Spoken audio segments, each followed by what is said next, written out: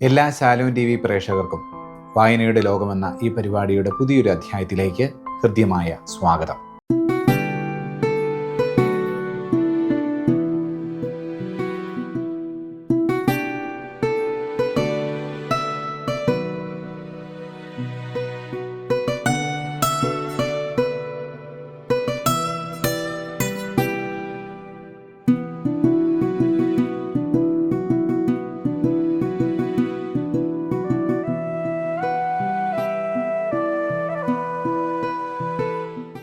ഇന്ന് ഞാൻ നിങ്ങളെ പരിചയപ്പെടുത്തുവാൻ ആഗ്രഹിക്കുന്ന പുസ്തകം രചിച്ചിരിക്കുന്നത് ബ്രദർ ലോറൻസ് ആണ്.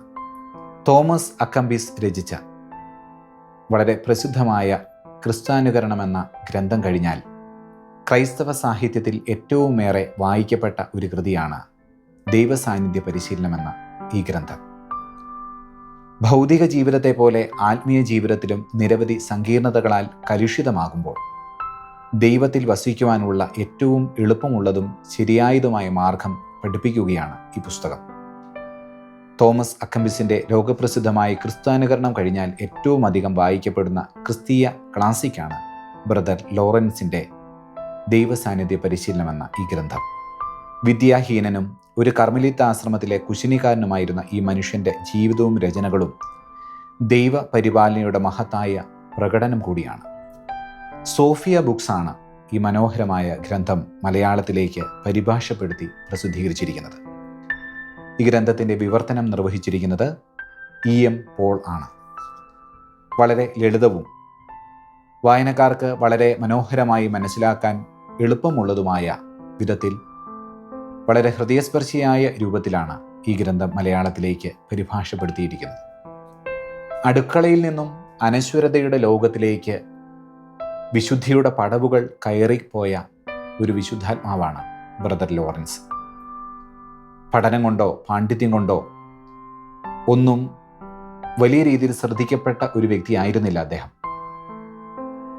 ഒരു കർമ്മലീത്ത ആശ്രമത്തിൽ കുശിനിക്കാരനായും അവിടെ ചെരുപ്പ് വൃത്തിയാക്കുന്ന വ്യക്തിയായും ഒക്കെ ജീവിച്ച ഒരു മനുഷ്യൻ എങ്ങനെയാണ് തൻ്റെ നിരന്തര ദൈവസാന്നിധ്യ സ്മരണകളിലൂടെ വിശുദ്ധിയുടെ ലോകത്തിലേക്ക് യാത്രയായത് എന്നതിൻ്റെ നാൾവഴി കുറിപ്പുകളായിട്ട് ഈ ഗ്രന്ഥം മാറുകയാണ്.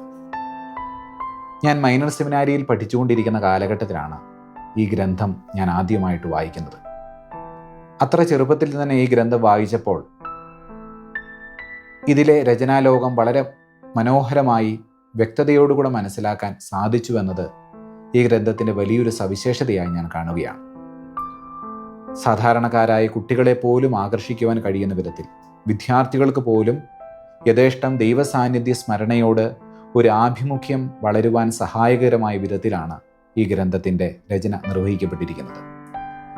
ഇത്രമേൽ ലളിതമായി എങ്ങനെയാണ് ദൈവാവബോധത്തെക്കുറിച്ചുള്ള ചിന്തകൾ ഒരു വ്യക്തിയിലേക്ക് സന്നിവേശിപ്പിക്കാൻ കഴിയുക, അല്ലെങ്കിൽ ഇത്തരത്തിലുള്ള ഗ്രന്ഥങ്ങൾ വളരെ അപൂർവങ്ങളായിട്ട് മാത്രമാണ് നമ്മുടെ കൈകളിൽ വന്നുപെടാറുള്ളൂ.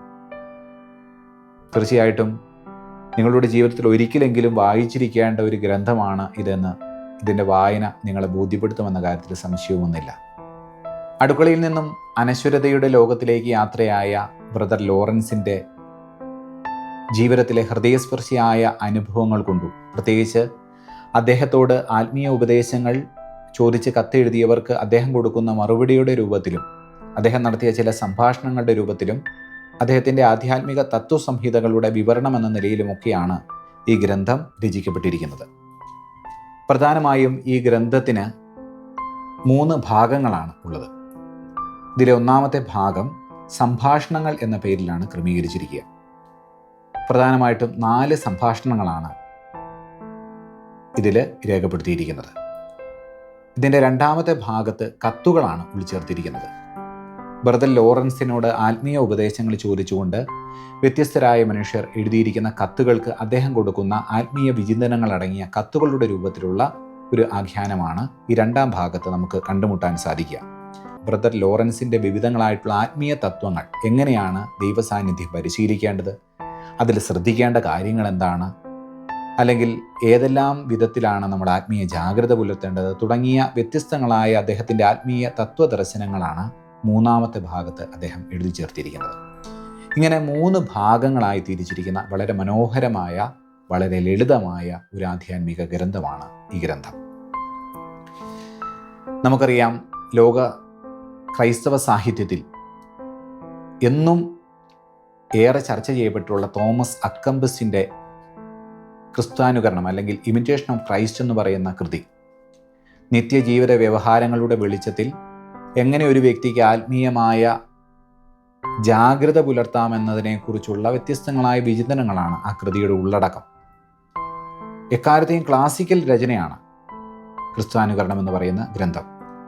ആ ഗ്രന്ഥം കഴിഞ്ഞാൽ പിന്നെ ഏറ്റവും കൂടുതൽ വായിക്കപ്പെട്ട ഒരു ഗ്രന്ഥമെന്ന് പറയുമ്പോൾ സ്വാഭാവികമായിട്ട് നമുക്ക് മനസ്സിലാക്കാം ഇതെത്രമേൽ മനുഷ്യജീവിതവുമായി, മനുഷ്യജീവൻ്റെ നിത്യജീവിത സന്ദർഭങ്ങളുമായി കോർത്തിണക്കപ്പെട്ടിട്ടുള്ള ഗ്രന്ഥമാണെന്നും എപ്രകാരമാണ് ഈ ഗ്രന്ഥം വളരെ മനോഹരമായി മനുഷ്യജീവിതത്തിൻ്റെ വിവിധങ്ങളായിട്ടുള്ള ആധ്യാത്മിക സംഘർഷങ്ങൾക്ക് ഉത്തരം നൽകുന്നതെന്നും ഇതിൽ നിന്ന് ഊഹിക്കാവുന്നതേ ഉള്ളൂ. തീർച്ചയായിട്ടും അത്തരത്തിൽ മനോഹരമായ രീതിയിലാണ് ഈ ഗ്രന്ഥം ക്രമീകരിച്ചിരിക്കുന്നത് എന്നതാണ് ഇതിൻ്റെ പ്രധാനപ്പെട്ട ആകർഷണീയത.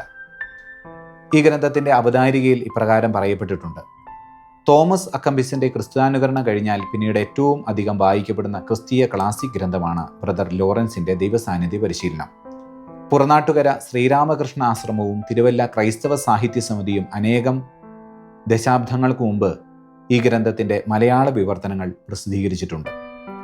അതായത് ഈ ഗ്രന്ഥം മലയാളത്തിലേക്ക് ആദ്യം പരിഭാഷപ്പെടുത്തിയത് പുറനാട്ടുകരയിലുള്ള ശ്രീരാമകൃഷ്ണ ആശ്രമത്തിലെ സന്യാസിമാരാണ് എന്നത് വളരെ പ്രധാനപ്പെട്ട ഒരു വസ്തുതയാണ്. ഈ ഗ്രന്ഥത്തിൻ്റെ ഒരു സാർവലൗകിക സ്വീകാര്യതയെക്കുറിച്ചുള്ള വ്യക്തമായ ധാരണ നൽകുകയാണ് ഈ വസ്തുത.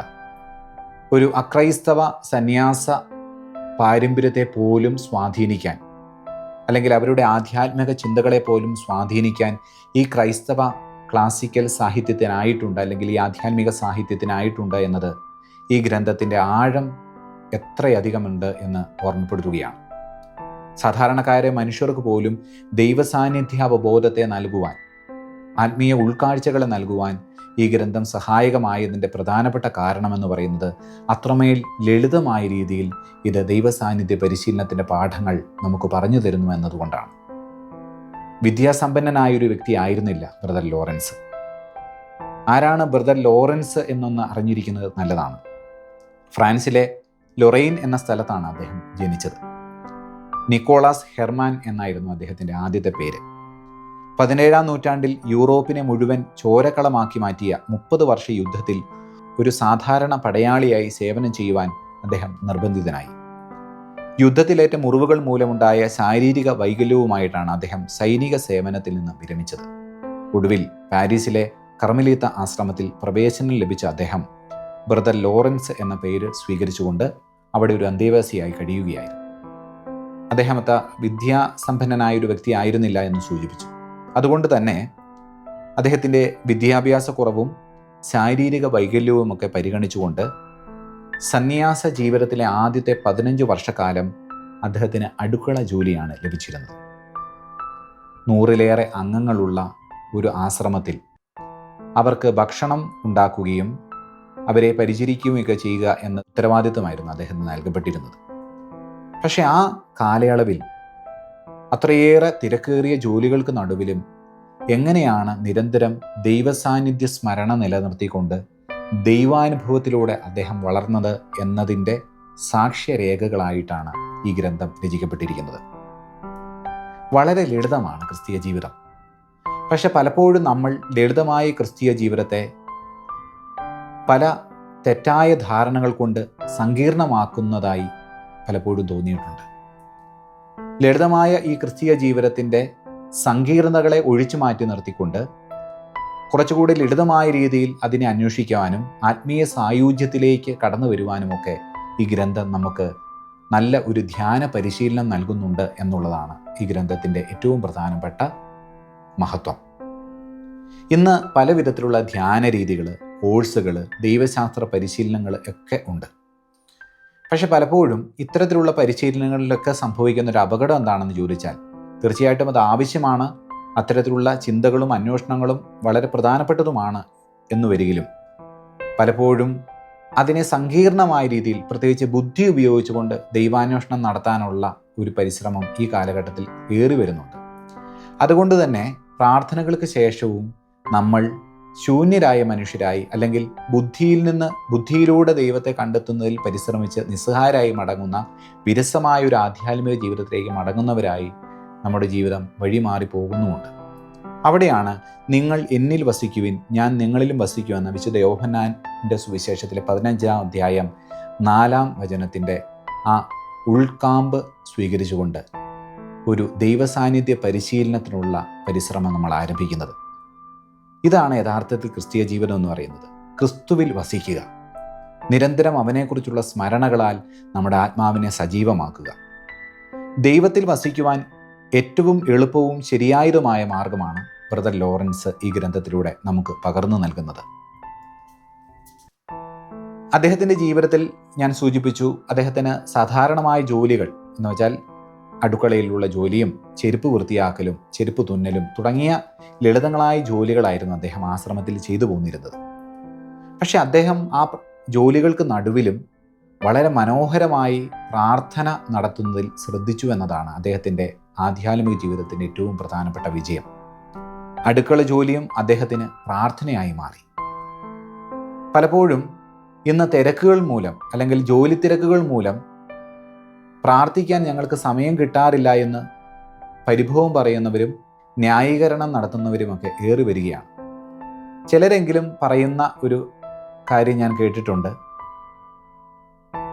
ഏറ്റവും നല്ല പ്രാർത്ഥന എന്ന് പറയുന്നത് നന്നായി ജോലി ചെയ്യുക എന്നതാണ്. നമ്മുടെ ഉത്തരവാദിത്തങ്ങൾ പാലിക്കുക, അല്ലെങ്കിൽ തീർച്ചയായിട്ടും നമ്മുടെ ഉത്തരവാദിത്തങ്ങൾ വളരെ ഭംഗിയായി തന്നെ നമ്മൾ മുന്നോട്ട് കൊണ്ടുപോകണം, അതിൽ തർക്കമൊന്നുമില്ല. പക്ഷെ നന്നായി ജോലി ചെയ്യുന്നത് പ്രാർത്ഥനയാക്കി മാറ്റലാണ് എന്ന് പറയുമ്പോഴും അതിൽ മറഞ്ഞിരിക്കുന്ന ഒരു അപകടമുണ്ട്. നമ്മളുടെ പ്രാർത്ഥനാ ജീവിതം മുന്നോട്ട് കൊണ്ടുപോകാതെ ജോലി മാത്രം ശ്രദ്ധിച്ചാൽ അതിനെ പ്രാർത്ഥനയാക്കി മാറ്റാമെന്നൊക്കെ പറയുന്നതിൽ ചില തെറ്റിദ്ധാരണകൾ അടങ്ങിയിട്ടുണ്ട്. തീർച്ചയായും ജോലി ചെയ്യുന്നത് പോലെ പ്രാർത്ഥനയ്ക്കായി സമയം മാറ്റിവെക്കേണ്ടതും വളരെ അനിവാര്യമായ ഘടകമാണ്. ഇതിനെ രണ്ടും കൂട്ടിക്കുഴയ്ക്കുന്ന ഒരു പ്രവണത സമകാലിക ആധ്യാത്മിക മണ്ഡലത്തിൽ ഒരു ഭീഷണിയായി ഇന്ന് ഉയർന്നു വരികയാണ്. പലരും ജോലി നന്നായി ചെയ്യുകയും കഠിനാധ്വാനം ചെയ്യുകയും എന്നാൽ പ്രാർത്ഥന സാരമില്ല, പ്രാർത്ഥിച്ചില്ലെങ്കിലും കുഴപ്പമില്ല എന്ന് പറഞ്ഞുകൊണ്ട് പ്രാർത്ഥനയെ വളരെ സൗകര്യപൂർവ്വം മാറ്റിവെക്കുകയും ചെയ്യുന്നതിൻ്റെ ഫലമായി ആധ്യാത്മിക ശോഷണത്തിലേക്ക് പോകുന്ന ഒത്തിരിയേറെ ഉദാഹരണങ്ങൾ നമുക്ക് മുമ്പിൽ ലഭ്യമാണ്. അവിടെ ബ്രദർ ലോറൻസ് ഓർമ്മപ്പെടുത്തുകയാണ്, നിങ്ങൾ ജോലിക്കിടയിലും സദാസമയവും ദൈവസാന്നിധ്യ സ്മരണയിലായിരിക്കണം. ഓരോ ജോലി നിർവഹിക്കുമ്പോഴും ദൈവത്തെക്കുറിച്ചുള്ള നമ്മുടെ ഓർമ്മകൾ നമ്മുടെ മനസ്സിൽ സജീവമാക്കിക്കൊണ്ട് എങ്ങനെ മനോഹരമായി ആ പ്രാർത്ഥനയെ നമ്മുടെ ജോലിയോട് ഒപ്പം ചേർത്ത് വയ്ക്കാൻ സാധിക്കുമെന്നതിനെക്കുറിച്ചാണ് ബ്രദർ ലോറൻസ് ഇവിടെ പറയുവാൻ ആഗ്രഹിക്കുന്നത്. പ്രാർത്ഥിക്കാൻ കഴിയാത്തതും ആത്മീയമായി വളരാൻ സാധിക്കാതെ വരുന്നതും ജോലിയുടെയും ജീവിത സാഹചര്യങ്ങളുടെയും പ്രതികൂലങ്ങൾ കൊണ്ടാണെന്ന് പലരും കരുതാറുണ്ടല്ലോ. അവർക്കുള്ള മറുപടിയായിട്ട് ഈ ഗ്രന്ഥം മാറുകയാണ്. അദ്ദേഹം പറയുകയാണ്, എല്ലാം സ്നേഹത്തോടുകൂടെ ചെയ്യണം. ദൈവത്തോടുള്ള സ്നേഹത്തോടുകൂടി നിങ്ങൾ ഏതൊരു പ്രവൃത്തിയിൽ മുഴുകുമ്പോഴും തീർച്ചയായിട്ടും ആ പ്രവൃത്തിയുടെ സമയങ്ങളിലുടനീളം നമ്മൾ ദൈവ അവബോധത്തിൽ വളരുന്നവരായി മാറും. ആത്മീയ ജീവിതം വിരസമായി പോകാതിരിക്കുവാൻ ഇങ്ങനെയുള്ള ഒരു ആധ്യാത്മിക പരിശീലനം നമ്മൾ നടത്തുന്നത് വളരെ സഹായകമാണ്. എപ്പോഴും ദൈവത്തോട് സംഭാഷണം നടത്തുകയും എല്ലാ കാര്യത്തിലും ദൈവത്തിൻ്റെ ഇഷ്ടം അന്വേഷിക്കുകയും ചെയ്യുന്ന ഒരു ആത്മാവിൻ്റെ സൗഭാഗ്യം ഈ ഗ്രന്ഥം നമുക്ക് മുമ്പിലേക്ക് വെളിപ്പെടുത്തുകയാണ്. ഇപ്പോൾ ദൈവം ഒരു തിരഞ്ഞെടുപ്പ് നടത്തുവാനുള്ള അവസരം തരികയാണെന്ന് സങ്കല്പിക്കുക. കുറെ കൂടി പുണ്യസമ്പാദനം നേടാനായി ആയുസ് നീട്ടിക്കിട്ടുക, അല്ലെങ്കിൽ ഇപ്പോൾ തന്നെ മരിച്ച് സ്വർഗത്തിലെത്തുക, ഇതിലേതായിരിക്കും താങ്കൾ സ്വീകരിക്കുക എന്ന് ഒരിക്കൽ ബ്രദർ ലോറൻസിനോട് ഒരാൾ ചോദിച്ചപ്പോൾ അദ്ദേഹം ആ വ്യക്തിക്ക് കൊടുത്ത മറുപടി ഇപ്രകാരമായിരുന്നു: ഏത് തിരഞ്ഞെടുക്കണമെന്നുള്ള കാര്യം ഞാൻ ദൈവത്തിന് വിട്ടുകൊടുക്കും. അവിടുത്തെ ഇഷ്ടമനുസരിച്ച് എന്താണെന്ന് വെച്ചാൽ സ്വീകരിക്കട്ടെ, തിരഞ്ഞെടുക്കട്ടെ എന്നാണ്. അതായത് ഒരു ആത്മാവ് തന്നെ പരിപൂർണമായും ദൈവ സാന്നിധ്യത്തിലേക്ക് സമർപ്പിക്കുമ്പോൾ, ദൈവ ഇഷ്ടത്തിന് വിധേയമാക്കി കൊടുക്കുമ്പോൾ അവനിൽ ദൈവം പ്രവർത്തിച്ചു തുടങ്ങും എന്നതാണ് ഈ ഗ്രന്ഥത്തിൻ്റെ ഉൾക്കാമ്പ്. ഈ അവബോധത്തിലേക്കുള്ള വളർച്ചയുടെ വിവിധ ഘട്ടങ്ങളെയാണ് ബ്രദർ ലോറൻസ് ഈ ഗ്രന്ഥത്തിലൂടെ നമുക്ക് വെളിപ്പെടുത്തി തരുന്നത്. ഞാൻ കുറേ വർഷങ്ങൾക്ക് മുമ്പ് വായിച്ച മനോഹരമായൊരു കഥ ഓർമ്മ വരികയാണ്. പ്രസിദ്ധനായ ജെസ്യൂട്ട് പുരോഹിതനും ഗ്രന്ഥകർത്താവുമായ ആന്റണി ഡി മെല്ലോ എന്ന വൈദികൻ രചിച്ച മനോഹരമായൊരു പുസ്തകമാണ് ഒരേ ഒരു മിനിറ്റ് എന്ന പേരിലുള്ള ഒരു പുസ്തകം. തവളയുടെ പ്രാർത്ഥന എന്ന് പറയുന്ന മനോഹരമായ ഗ്രന്ഥത്തിൻ്റെ രചയിതാവാണ് അദ്ദേഹം. ആന്റണി ഡി മെല്ലോയുടെ ഈ പുസ്തകത്തിൽ പ്രാർത്ഥനയെക്കുറിച്ച് വളരെ ലളിതമായൊരു കഥ അദ്ദേഹം അവതരിപ്പിക്കുന്നുണ്ട്. ഒരിക്കൽ നഗരത്തിൽ നിന്നും ഒരു മനുഷ്യൻ തൻ്റെ കാളവണ്ടിയിൽ കുറേയധികം സാധനങ്ങളുമായി ഗ്രാമത്തിലേക്ക് യാത്ര ചെയ്യുകയാണ്. അദ്ദേഹത്തിന് ഒരു വനമാർഗത്തിലൂടെ കടന്നു പോകേണ്ടതായി വന്നു. കാടിൻ്റെ നടുവിലൂടെയുള്ള ആ യാത്രയുടെ സമയത്ത് രാത്രിയാവുകയാണ്. സ്വാഭാവികമായിട്ടും യാത്ര തുടർന്നാൽ വന്യജീവികൾ അദ്ദേഹത്തിൻ്റെ കാളയെ ആക്രമിക്കുമെന്ന് തിരിച്ചറിഞ്ഞ ഈ മനുഷ്യൻ ഒരു മരത്തണലിൽ അഭയം തേടുകയാണ്. കാളവണ്ടിയൊക്കെ അടിച്ച് കാളയൊക്കെ സ്വതന്ത്രമാക്കി അന്ന് അവിടെ കഴിച്ചുകൂട്ടാൻ ഇദ്ദേഹം തയ്യാറാവുകയാണ്. അങ്ങനെ രാത്രി അദ്ദേഹം വിശ്രമത്തിനൊരുങ്ങുമ്പോൾ അദ്ദേഹം പതിവായി പ്രാർത്ഥിക്കാൻ ഉപയോഗിക്കുന്ന പ്രാർത്ഥനാ പുസ്തകം അദ്ദേഹം തിരയുകയാണ്. പക്ഷെ അപ്പോഴാണ് അദ്ദേഹത്തിന് മനസ്സിലായത് താൻ പ്രാർത്ഥനാ പുസ്തകം എടുക്കാൻ മറന്നുപോയിരിക്കുന്നു. ഉടനെ ആ മനുഷ്യൻ ഇപ്രകാരം പ്രാർത്ഥിച്ചുവെന്നാണ് ആ കഥയിൽ രേഖപ്പെടുത്തിയിരിക്കുന്നത്. ഈ മനുഷ്യൻ ഇങ്ങനെ പ്രാർത്ഥിക്കുകയാണ്: ദൈവമേ, അക്ഷരമാലകൾ മുഴുവനും നിനക്കായി ഞാൻ സമർപ്പിക്കുന്നു. എൻ്റെ ആവശ്യങ്ങൾ അറിയുന്ന നീ അതിൽ നിന്നും പ്രാർത്ഥനകളെ രൂപപ്പെടുത്തിയെടുക്കണമേ എന്ന്. ഈ കഥയിലൂടെ ആന്റണി ഡി മെല്ലോ പറയാൻ ആഗ്രഹിക്കുന്ന മനോഹരമായൊരു സന്ദേശമുണ്ട്. ദൈവത്തിനു മുമ്പിൽ ഇത്രയേറെ എളിമപ്പെട്ട് കഴിഞ്ഞാൽ തീർച്ചയായും ഒരു വ്യക്തി ആധ്യാത്മിക ബോധത്തിലേക്ക് വളരും. ഈ ലാളിത്യമാണ് ദൈവം എപ്പോഴും നമ്മളിൽ നിന്ന് പ്രതീക്ഷിക്കുന്നത്. എന്നാൽ പലപ്പോഴും നമുക്ക് സംഭവിക്കുന്ന ഒരു അബദ്ധം, നമ്മുടെ വാചാലമായ പ്രാർത്ഥനകൾ കൊണ്ട് ദൈവത്തെ പ്രീതിപ്പെടുത്താമെന്നും അധരവ്യായാമമായി നമ്മുടെ പ്രാർത്ഥനകൾ മാറ്റാനുള്ള ഒരു വ്യഗ്രതയും നമ്മുടെ ആധ്യാത്മിക പരിശീലന മാർഗങ്ങളിൽ പലപ്പോഴും നമ്മളെ പിന്തുടരാറുണ്ട്. അത് നമ്മളെ ആത്മീയ ദാരിദ്ര്യത്തിലേക്കാണ് നയിക്കുക. ഈ ഒരു തിരിച്ചറിവ് ഈ കഥയിൽ നിന്നും ലഭിക്കുന്നു. സമാനമായ ആശയമാണ് ബ്രദർ ലോറൻസിൻ്റെ ഈ പുസ്തകത്തിലൂടെ കടന്നു പോകുമ്പോഴും എങ്ങനെ ആധ്യാത്മികതയെ ലളിതമാക്കി മാറ്റാം, എങ്ങനെ കുറച്ചുകൂടെ നന്നായി ഈശോയോട് സംസാരിക്കാം എന്നതിൻ്റെ പരിശീലന മാർഗങ്ങളായി ഈ ഗ്രന്ഥം മാറുകയാണ്. 18-ാം വയസ്സിൽ ബ്രദർ ലോറൻസിനുണ്ടായ ഒരു ആത്മീയ അനുഭവത്തിൻ്റെ വെളിച്ചത്തിലാണ് അദ്ദേഹത്തിൽ ആധ്യാത്മിക അഭിനിവേശം ജനിക്കുന്നത്. ഒരു ശിശിരകാല ദിനത്തിൽ ഇല പൊഴിച്ചു നിൽക്കുന്ന ഒരു വൃക്ഷത്തെ നോക്കിക്കൊണ്ടിരിക്കുകയും അല്പകാലത്തിനു ശേഷം ആ വൃക്ഷം വീണ്ടും തളിരിടുകയും പൂത്ത് ഫലമണിയുകയും ചെയ്യാൻ പോകുന്ന കാര്യം ചിന്തിക്കുകയും ചെയ്തപ്പോൾ ദൈവകാരുണ്യത്തെക്കുറിച്ചും അവിടുത്തെ ശക്തിയെക്കുറിച്ചുമുള്ള ഉന്നതവും ശ്രേഷ്ഠവുമായ ഒരു അപൂർവ ദർശനം എനിക്ക് ലഭിച്ചു. 18-ാമത്തെ വയസ്സിൽ അദ്ദേഹത്തിനുണ്ടായ ഈ ആത്മീയ അനുഭവം, ഒരു വൃക്ഷത്തെ കണ്ടപ്പോൾ, അത് ഋതുഭേദങ്ങൾക്കനുസരിച്ച് അതിൽ വരുന്ന ഭാവമാറ്റങ്ങൾ കണ്ടപ്പോൾ ദൈവം എത്ര ഭംഗിയായി ആ വൃക്ഷത്തിൻ്റെ കാര്യത്തിൽ ശ്രദ്ധാലുവാണെന്ന ചിന്തയാണ് അദ്ദേഹത്തെ ദൈവസാന്നിധ്യ പരിശീലനത്തിലേക്ക് ആദ്യമായി ആകർഷിക്കാനുള്ള ഒരു അനുഭവമെന്ന് ഈ ഗ്രന്ഥത്തിൽ പറഞ്ഞു വയ്ക്കുകയാണ്. സർവ്വചരാചരങ്ങളെയും ഇത്തരത്തിൽ നമ്മൾ നോക്കിക്കാണുമ്പോൾ നമ്മുടെ എല്ലാം ഉള്ളിൽ ഉണ്ടാകുന്ന ഒരു ആത്മീയ അനുഭവമുണ്ട്. ദൈവം നമ്മളെ നിരന്തരം സഹായിക്കുന്നുവെന്നും ആ ദൈവ സാന്നിധ്യത്തോട് ചേർന്ന് നിൽക്കണമെന്നുമുള്ളൊരു ചിന്ത. അദ്ദേഹം ഈ ഗ്രന്ഥത്തിൽ പറയുന്ന മറ്റൊരു ആത്മീയ ബോധ്യം ഇതാണ്: എല്ലായ്പ്പോഴും ദൈവത്തോട് സംഭാഷണം നടത്തിക്കൊണ്ട് അവിടുത്തെ സാന്നിധ്യത്തിൽ നമ്മെ ഉറപ്പിച്ച് പ്രതിഷ്ഠിക്കേണ്ടതുണ്ട്. നിസാര കാര്യങ്ങളെക്കുറിച്ച് ചിന്തിക്കുന്നതിനു വേണ്ടി ദൈവവുമായുള്ള കൂട്ടായ്മ പരിത്യജിക്കുന്നത് തികച്ചും ലജ്ജാകരമായ സംഗതിയത്രേ. ദൈവത്തെക്കുറിച്ചുള്ള ഉത്കൃഷ്ട ചിന്തകൾ കൊണ്ട് നമ്മുടെ ആത്മാവിനെ നാം പരിപോഷിപ്പിക്കേണ്ടിയിരിക്കുന്നു. അവിടുത്തെ സ്വന്തമായിരിക്കുന്നതിൻ്റെ ആനന്ദം അങ്ങനെ ആസ്വദിക്കാൻ കഴിയണം. നമ്മുടെ വിശ്വാസം നാം ശക്തിപ്പെടുത്തണം. നമുക്ക് വളരെ ചെറിയ വിശ്വാസം മാത്രമേ ഉള്ളൂവെന്ന് ദയനീയമായൊരു അവസ്ഥയാണ് പലപ്പോഴും നമ്മുടെ ജീവിതത്തിൽ സംഭവിക്കുന്നത്. അത് പരിഹരിക്കുവാൻ നമ്മൾ തയ്യാറാകേണ്ടതുണ്ട്. വിശ്വാസത്തെ ജീവിത നിയമമായി പരിഗണിക്കേണ്ടതിനു പകരം ദിവസേന മാറിക്കൊണ്ടിരിക്കുന്ന കൊച്ചു കൊച്ചു ഭക്താനുഷ്ഠാനങ്ങളിൽ തൃപ്തി കണ്ടെത്തുന്നവരായി നമ്മളിൽ പലരും മാറിപ്പോകുന്നു.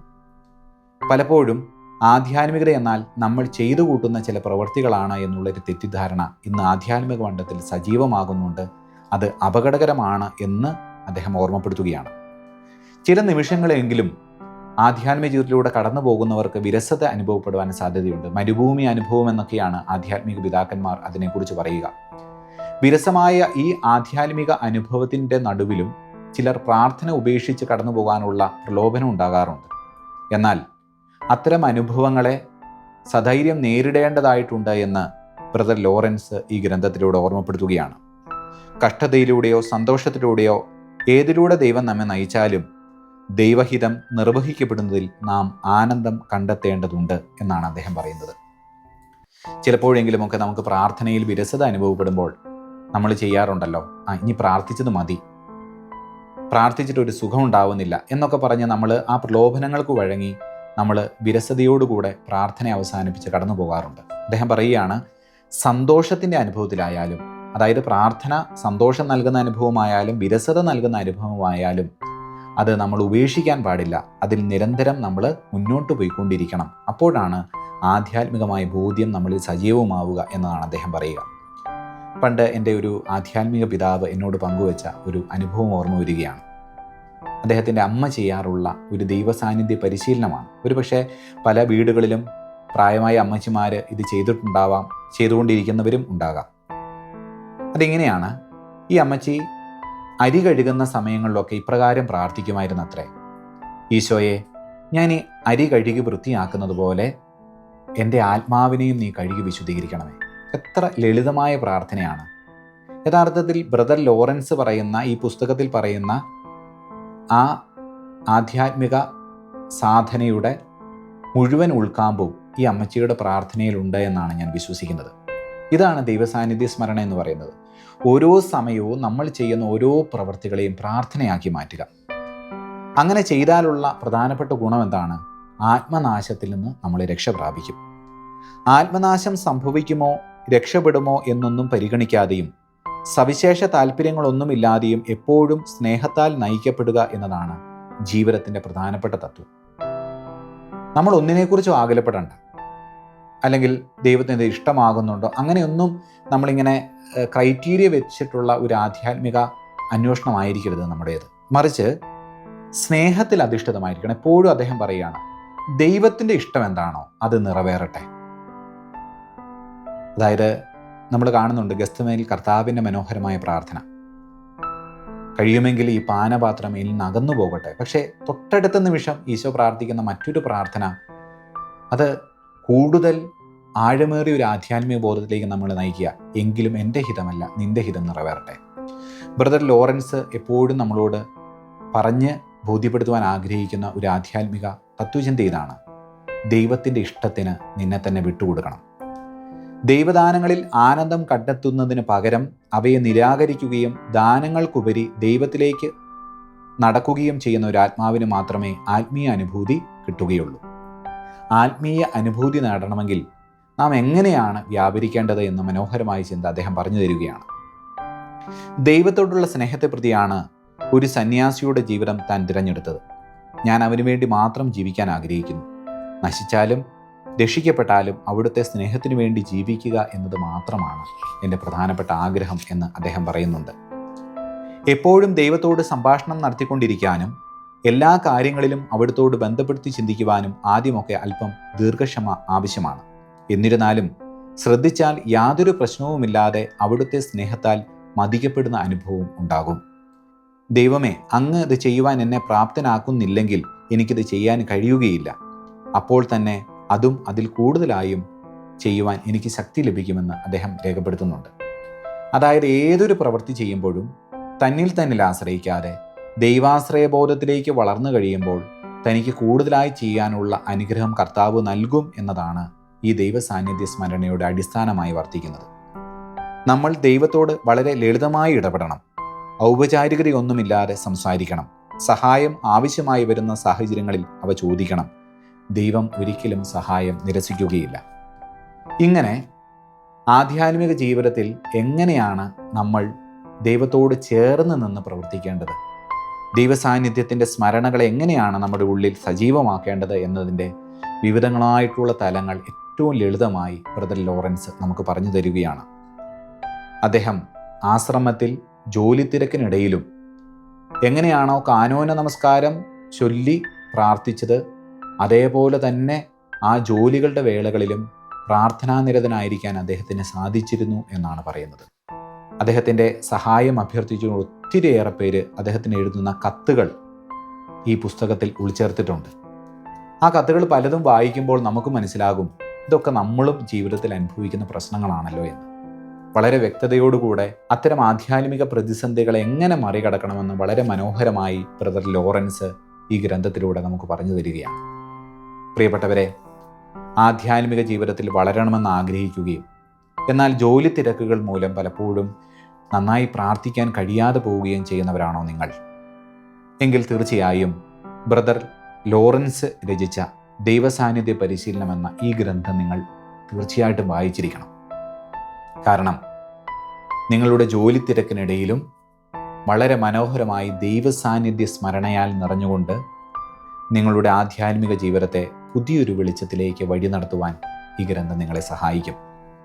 തീർച്ചയായിട്ടും ബ്രദർ ലോറൻസിൻ്റെ ഗ്രന്ഥം നിങ്ങൾക്ക് ഒരു മാർഗദീപമായി മാറട്ടെ എന്ന് ഞാൻ പ്രാർത്ഥിക്കുന്നു. വായനയുടെ ലോകത്തിൽ മറ്റൊരു മനോഹര ഗ്രന്ഥവുമായി നമുക്ക് വീണ്ടും കണ്ടുമുട്ടാം എന്ന ശുഭപ്രതീക്ഷയോടുകൂടെ ഇന്നത്തെ വായനയുടെ ലോകമെന്ന ഈ പരിപാടിയുടെ അധ്യായം ഇവിടെ അവസാനിക്കുന്നു. ഏവർക്കും നന്ദി, നമസ്കാരം.